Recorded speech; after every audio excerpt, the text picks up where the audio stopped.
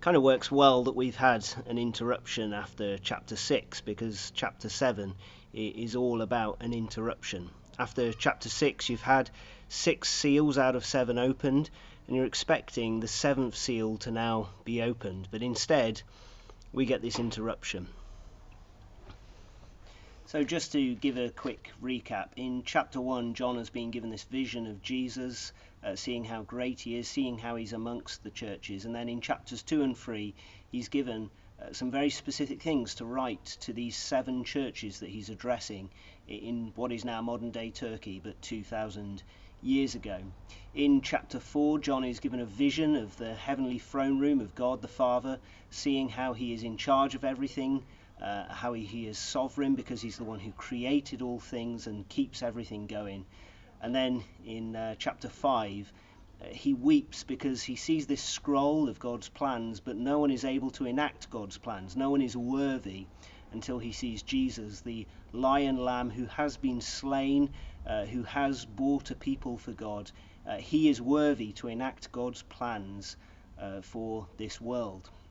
And so in chapter 6 we see those plans being enacted as one by one these 7 seals that seal up this scroll of God's plans, they are opened one by one, and so it brings conquest and conflict and famine and death, all of these things that are part of our course of history. Those who die for their faith are crying out, "How long, O Lord?" Until it is shown that we died for something that is true. And all of this then is taken to the very brink of Jesus' return, as people cry out, who can stand against God's wrath?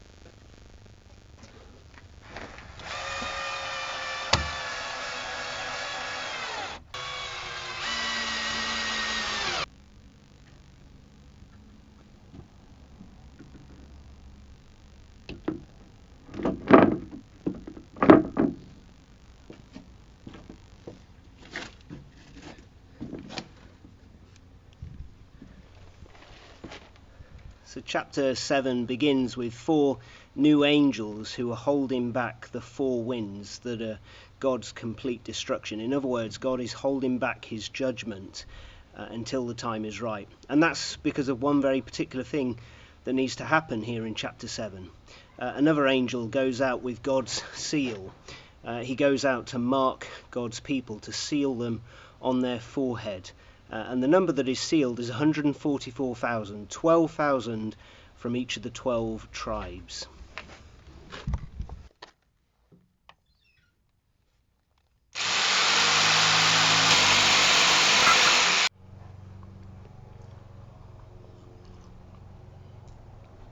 Now this number is not a literal number as it has been interpreted in the past, but it's a figurative number representing something.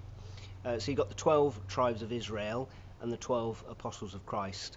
If you multiply 12 and 12 together, you get your 144. If you want to say the most complete number, well, you'd use the number 10 and you'd say it 3 times. So 10 times 10 times 10 is 1,000. So multiply 1,000 and 144 together and you get your 144,000. In other words, this number that is sealed is the entire people of God from before Jesus and after Jesus. All of them are sealed and marked. In other words, they are preserved and kept by God. Who can withstand the day of God's wrath? Well, it's 144,000. It is the number that God has definitely marked out as his people.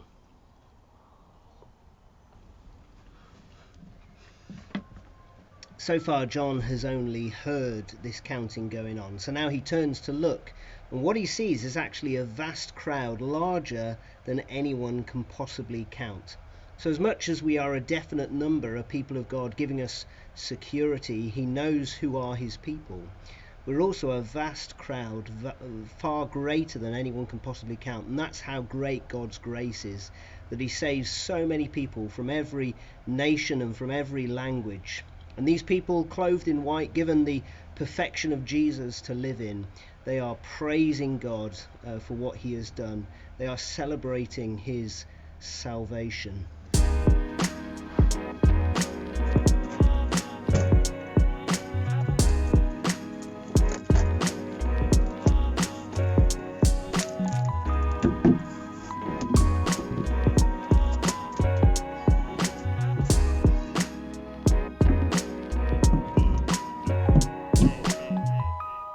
Well, the final seal is opened in the first verse of chapter 8, the final day, the return of Jesus, his judgment, the new kingdom that he inaugurates. And there is silence in heaven for half an hour, perhaps in awe and fear, maybe in anticipation.